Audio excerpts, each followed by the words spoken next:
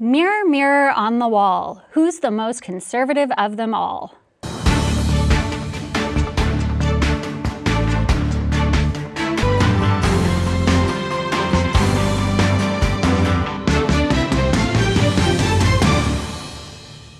Welcome to Columbus on the Record. I'm Anna Staver, sitting in for Mike Thompson this week. The three men competing to challenge Democratic Senator Sherrod Brown made their final pitches to voters. Secretary of State Frank LaRose, Cleveland businessman Bernie Moreno, and State Senator Matt Dolan met for the last debate ahead of the March 19th primary. All three say they support the policies of Donald Trump, so their jabs landed on who's the true conservative. President Trump's a good man. This idea that I support his policies, but not the personality, that's a bunch of BS. That is media talking points. They're both desperate to convince you that they're conservatives. I think you know better. Ask yourself, who do you trust? These guys are reinventing themselves. They don't want you to know their history. Go back and try to look at their deleted tweets. You can't. Go back and look at what they wrote in articles. You can't. Andrew Tobias, is that the right closing argument for LaRose and Dolan to be making, given that Trump gave his endorsement to Bernie Moreno? I think it's confusing for sure to a viewer. I've been writing and I've been summarizing these debates that they really hold similar positions, and the things that they argue are very difficult to distinguish from each other. But I think what they're trying to do here is that Moreno has the endorsement that's obviously very important in a Republican primary, but he's never held elected office before. He's never voted on anything. And so I think they're trying to appeal to nagging doubts that people might have, whether they know who Bernie Moreno is and aren't sure whether they can rely on him to be a conservative, or they just have no idea who he is at all, and they're just trying to appeal to people who just are just finding out about him. So I think that's what's going on. Terry Casey, Dolan now has the endorsement of former Senator Rob Portman. Will that make a difference? Well, Jane Timken had his endorsement the last time, and she finished dead last among the major candidates at 6%. So I'm not sure that's a big factor or makes a major difference. I think the bigger question is turnout, because the national media has basically declared the presidential primary over. People aren't used to March 19th primaries. How many people are going to turn out and from where? Because there's some major differences. All three candidates are from northeastern Ohio. Where's rural Ohio going to go? Where's western and southwestern Ohio going to go? Northwestern. So I think the geographic differences are a big play, but TV is still it. And if you're confused by what we've talked about so far, watch TV, and it gets even more confusing of who is which way and who's attacking whom. And then there's people like Club for Growth. So this is something on steroids that's confusing. It's going to get more confusing. And voter fatigue, too. I mean, this is our third election in 6 months. Well, and in the last 2 years, how many elections we had? We're almost running out of fingers on our hands to count them all. And people are in serious doubt. But again, nationally, the sense is it's all over. So who's going to turn out? And I think a lot of the undecided that's high in what few polls have been done, that's really a reflection of people that probably won't even actually vote. Derek Clay, ultimately this comes down to who can beat Democratic Senator Sherrod Brown. Do Democrats have an opinion on who's the strongest or who's the weakest? I don't think that Democrats have an opinion one way or another. Sherrod Brown is a very strong senator in our state. He's a person of the people and a champion of the people. So whether it's Bernie Moreno or Matt Dolan or Frank LaRose, I think Sherrod Brown is ready for the challenge of any one of those candidates. Andrew, Moreno made sure the audience knew he'd been endorsed by Trump. He said it 6 times by one count. But the man himself has not come to Ohio this go around. He did for J.D. Vance in 22. Is that going to make a difference? I think it does matter. When I ask people asking about this, what I say is that Donald Trump coming to town is a big spectacle. It's an entertainment event almost, and he's somebody obviously very prominent as a former president. He's also a celebrity, so him coming gets attention. Like we're talking about low voter turnout. If people don't know this election is happening, that's the kind of thing that helps them become aware. So yeah, when he comes, in the past, I feel that he might have helped push Governor Mike DeWine over the finish line in 2018, for example. So his absence would be felt for sure. One thing, I'm sorry, Terry. One thing that I will say is that I feel like Bernie Moreno is the most vulnerable, because the Trump endorsement is really the only thing that he has, other than him being a businessman, that he has to stand on. He hasn't held political office before, and when Dolan put his ads on this past couple weeks, he's made up some ground, and this race is virtually tied now with about 20% of the electorate undecided. Terry, all three Republican candidates pledged their support to protect IVF. Do you think that takes it off the table at all for November? I think so, because Alabama was very quick, the Republican legislature and governor down there, to put through a bill to clarify what the Supreme Court did. So I don't think that's really an issue that's got any staying power of any length. So I think that issue is pretty much over. You have an opinion on that, Derek? I would have to agree with Terry. I think that that them passing that bill in Alabama is been pretty telling for where we're going here. Andrew, all three also said that they oppose raising the minimum wage, and some said they weren't completely sure they agree with minimum wage, or at least that it's in the Constitution. Do you see that becoming a factor this fall? So I think that the national election is probably going to be about some national issue that maybe we can't even imagine what that could be right now. But does it matter? It can. Like the way that I generally don't think that ballot issues really drive election results. I think that less than many other people do. I think, but if Sherrod Brown is going to try to contrast himself, let's say one of the wealthy candidates makes it through, he's going to be the guy in the rumpled suit, and he's with the common man, and he supports the minimum wage, and the rich guy in the fancy suit doesn't. So it could be helpful from like a messaging and contrast standpoint. But the biggest challenge for Sherrod Brown is Ohio is no longer in play as a swing state. So if there's not the national money, the national troops coming into the state, how do the Democrats get the turnout? Because even the New York Times, other liberal media sources have made clear the Democrats have got a base problem in terms of those younger, those minority, not being enthralled with Joe Biden, not excited about turning out, or not feeling they can make a difference, unlike what happened in 2020. Yeah, I would argue that the Republicans have a base problem as well. You got these ultra right-wing conservatives, and then you have your regular Republicans like you, Terry. So that's going to be really interesting to see how the turnout is going to be and how that's going to affect the race going into the general. Everybody's got turnout problems, including on March 19th. Who's going to show up, and how excited are they? New analysis says the controlled burn of toxic chemicals in East Palestine was not necessary. The National Transportation Safety Board says the decision to vent after the train derailment lacked scientific reason and contradicted expert feedback. Governor Mike DeWine says no one presented him with the possibility that the rail cars might cool down. Casey, the NTSB says the chemical shipper, Oxyvinyl, told Norfolk Southern that the temperatures were stabilizing and that it might not be necessary to vent and do this burn. But that message never made it to the governor. What do you think, if anything, the DeWine administration does with this? Well, there isn't much you can do. You can't replay and turn the clock back. And the reality is, at that time, the fire chief and the governor were the two people that had to make the decision, and nobody in the room presented this information. So we're learning after the fact. Maybe something different could have been done. But at the time, they had to deal with the potential of a worse crisis of something either going off in the night or a thing exploding almost like a grenade with metal shrapnel. So they had to make a quick decision without all the information. And it's always easier a year after the fact to second guess and say, maybe if we should have done this or that. Yeah, the NTSB, that's kind of their job, right? To pick apart and analyze accidents, make sure they don't happen again. And it's always easier to be right in hindsight. It's like if I was a football coach and I could decide after the game how to play it differently, I'd probably win more games. Andrew, both of Ohio's senators were less than pleased by this revelation, but their bipartisan rail safety bill is still stuck in Congress. Any chance this helps push it along in an election year? I have to imagine no. There's a lot of things that Congress is having a difficult time passing. They continue to pass just continuing resolutions on the budget. Every single one that comes up seems like it could be a mini crisis. So it's hard to see it happening, to be honest, especially with Sherrod Brown, of all people, who's one of the most vulnerable Democrats in the Senate. Mm-hmm. Derek, Norfolk Southern says the final call on whether to burn the chemicals was made by the incident commander. Basically, they didn't make that decision.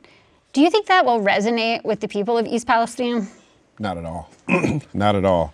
I think that, Norfolk Southern and their contractors if they would have listened to this company, what's their name, Oxy Vinyls, then they told them that the shipping containers were beginning to cool. Now, I can only imagine being in that war room and trying to make a determination whether to do the control burn, not to do the control burn when you have this massive derailment and many lives at stake. So, I don't know if it was a bit of panic that went into that decision, but it seems like the company and their contractors did not listen to the folks who actually had the chemicals in the rail cars. Yeah, that's not the kind of thing you want to end up being wrong about. Right.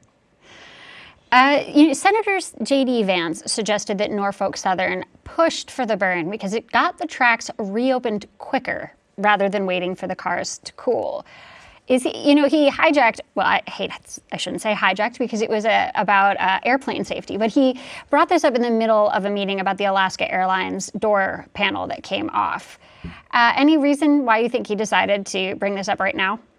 Well, obviously, East Palestine and people in that area are very unhappy with what happened and how it was handled. And there's a lot of different finger pointing one way or the other. But the question is, where do you go from the future? And the complexity of legally, how much is the chemical company? How much is the company that owned the container car? How much is the railroad?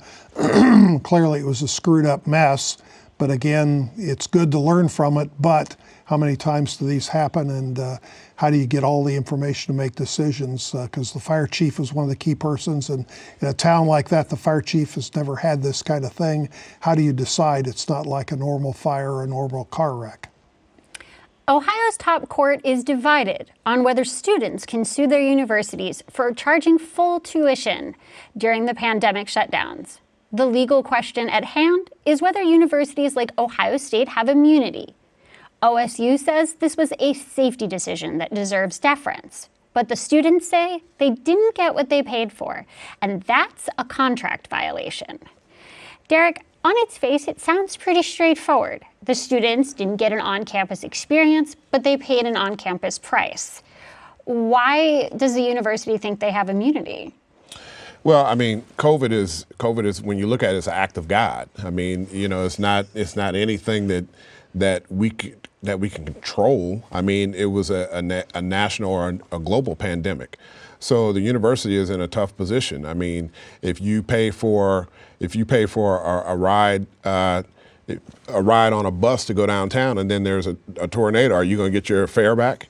It's just one of those things where it's a tough position for the university to be in, whether they're immune to this or not. But public agencies are not necessarily immune from any action. That's why they created the Court of Claims to deal with these kind of issues. So I think really it's a narrow legal issue.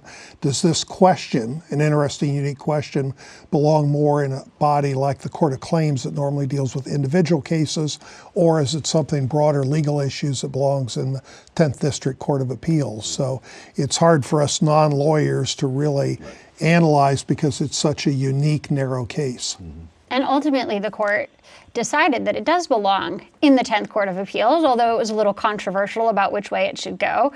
I think that's just kind of how these things go sometimes. I think we're just getting more used to that 5-4, that 5-3 split type of decision. Well, it's 4-3 on this Ohio Supreme Court, but it's a little bit that, but it's also something, this is new law, a new legal kind of question that you normally don't have.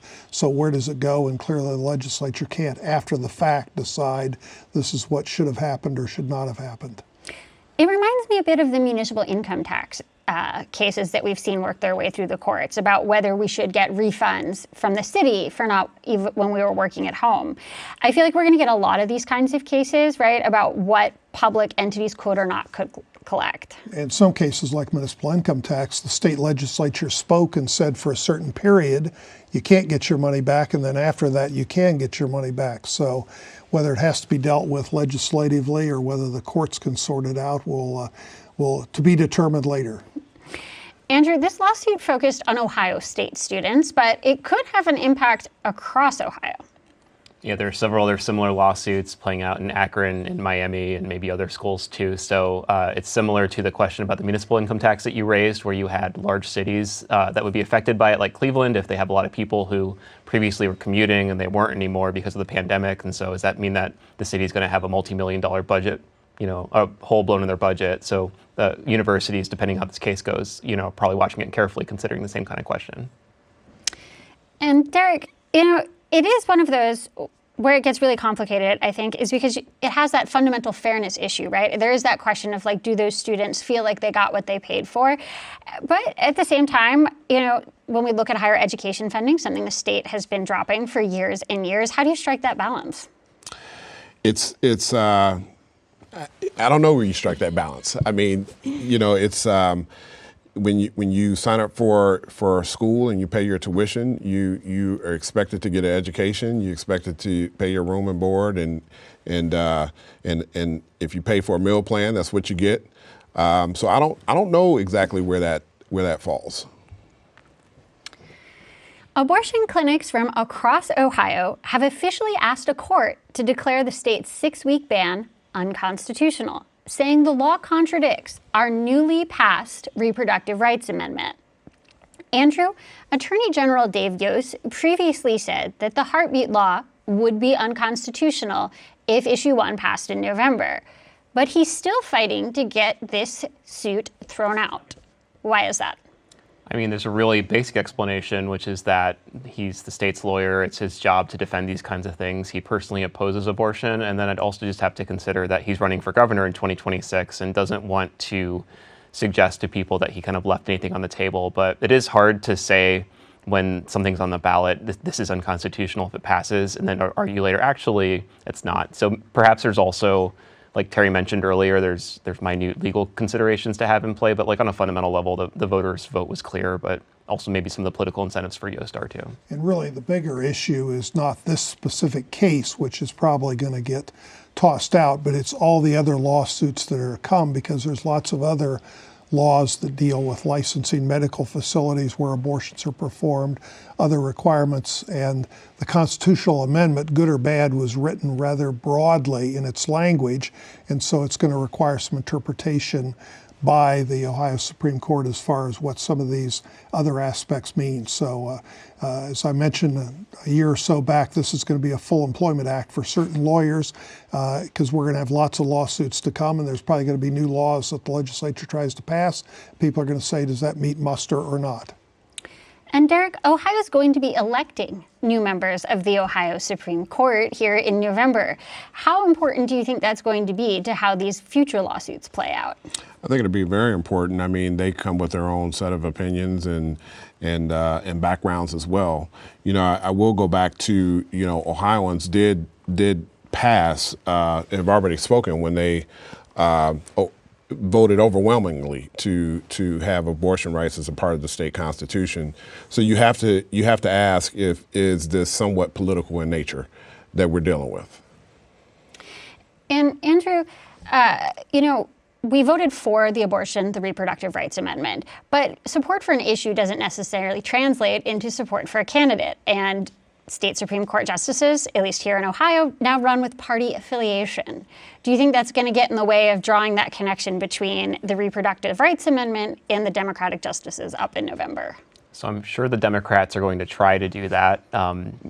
But like you mentioned, there is a difference when voters are asked to consider a candidate versus when they're asked to consider a sole issue. And many voters probably don't know that much about the Ohio Supreme Court. They're not really well versed in whether something should go in the Court of Claims or the 10th District Court of Appeals. So it's going to be very tough. We saw last year Jennifer Brunner, actually 2 years ago, now we're in 2024, Jennifer Brunner, who's won statewide before, she won in 2020 when they put a D next to her name, she ended up losing by 12 or 14 points. And it was almost, the same result for each candidate. So until I see otherwise, I really do expect the partisan Ohio Supreme Court candidates to pretty much just match the partisan index for the state. But I guess we'll see whether Democrats are able to make that argument successfully or not. Terry, they'd have to fundraise first if they wanted to make that argument to voters. And it looks like at least the Democratic Supreme Court candidates are not bringing in very much money. Well, they're not bringing in much money, but there is a little question because Jennifer Brunner filed a lawsuit to give her more freedom and flexibility to raise money nationally And the question is whether they can raise money nationally, how they can communicate those issues. But a lot of Ohio voters look at the abortion issue, both in the August issue, which wasn't directly abortion, but it was indirectly, then the November issue, and kind of say this is now decided and the issue's not as much in play because it's now in the Constitution permanently forever. I did want to say that the fundraising report from December was very bad for the Democratic candidates. It was in the double digits for one of them, but they had a new fundraising report this week, and they're in the six figures, so it's now more than I have my bank account currently. So that's good for them. It's a step in the right direction, for sure. Terry, we talked earlier about how the Republican Senate candidates were handling the abortion issue. Is defending the heartbeat law the right call for Yost when arguably there are going to be other abortion lawsuits coming down the pike here, ones where it may not be as clear whether the Reproductive Rights Amendment would prohibit them? Well, Dave Yost's first challenge is to run against Houston in 2026, and if you don't win the primary, it doesn't matter, whatever. But again, right now we're in 2024. We just got done with 2023. 26 is a long ways off, whether it's the primary or whether it's the general election. And there's the question, where are the Democrats? Where's their farm team? Who are they going to run for governor? Because the last couple times they've done it, they haven't done very well because their candidates, to be blunt, weren't very good. You mentioned 2026 first. I did not. Yes, it is rumored that Yost and Husted will face off potentially to be Ohio's next governor. Derek, is this a waste of state resources defending this heartbeat law? I don't think it's a waste of state resources. As Andy said, the Attorney General is the state's representative, and in cases come before the state, and he has to defend, cases that are against the state or for the state. So I don't know if it's a waste of resources, but again, the Ohioans have spoken. They went to the ballot. They overwhelmingly passed, rights for abortion to be in our Constitution. Andrew, when do you think we'll see another legal challenge? When do you think reproductive rights groups will decide to tackle the 48-hour waiting period or ultrasounds or any of the other transfer agreements? I've been wondering that. I've actually been a little bit surprised that it's so much time has passed and we haven't seen another one opening up. But I guess just the way that these things work is that you only have so many lawyers in these groups, only so much money going around. I'm not sure what else is on their budget, what their weekly schedule looks like. So I imagine to some extent it has to do with capacity, but I've been wondering where the lawsuits have been and when those might come, and they're not telling us, so all we have to do is guess and ask each other about it. But they will come, just like spring will come and summer will come. Although that's a big question with the winter weather coming. I understand, but weather's a whole nother issue that's unpredictable. That is a whole other topic, yeah. No, I do wonder that myself, Derek, because I actually was surprised it took this long to formally file to end the heartbeat bill. I guess it's also because it's not technically the law of the land right now. It's been on pause since about 2022, or was it the summer of 2021? I'm not sure if it was 21 or 22. It was shortly 22. after the Dobbs decision came down, yeah. Absolutely, but it's just recently coming back in the news. But to Terry's point earlier, this is not old news. This has been debated for almost a year now, if not more.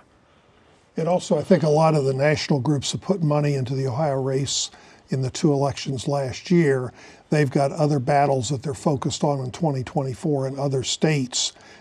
So they've got only so much money nationally, and they need to focus it in the states. So there's still lots of questions to be decided in Ohio, but they also are focused in their resources in other parts of the country.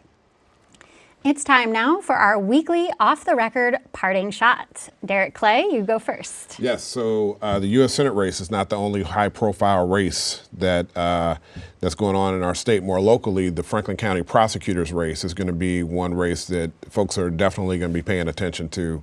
We have a city councilwoman, a current county prosecutor that's running, and attorney from the Dublin area is running for that race. So all eyes will be on that. Terry Casey. I'm going to give a shout out to former Senator Ted Gray, who was the longest serving state senator in Ohio history, who passed away this past week. And what was unique about him is he served for 40 some years, but he's kind of a politician of a different era because that was before term limits and before when politicians were worrying so much. How do I get on TV? How do I promote myself? What do I run for next?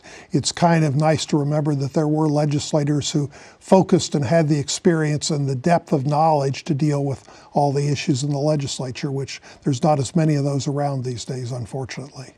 Andrew Tobias. I just enjoyed this week the opportunity to write about Arnold Schwarzenegger endorsing the redistricting amendment, just because redistricting is a topic that's just so complicated. So I was able to just focus on writing a pun. In our newsletter, I wrote true lines, like about, there's a movie called True Lies. Hasta la vista, baby was in the headline, I think. So it was good fun. And now for my parting thought. WOSU has a new podcast. Untangled takes a complicated topic and untangles it for you. This season, we're helping explain the housing crisis, from why it feels impossible to buy to why rents are so frustratingly high. The show airs Mondays at 11 on 89.7, or listen anytime by subscribing to the Untangled podcast feed. That's it for Columbus on the Record this week. Continue the conversation on Facebook, and you can watch us anytime on our website, wosu.org/COTR, YouTube, and also on the PBS video app. I'm Anna Staver. Have a good week.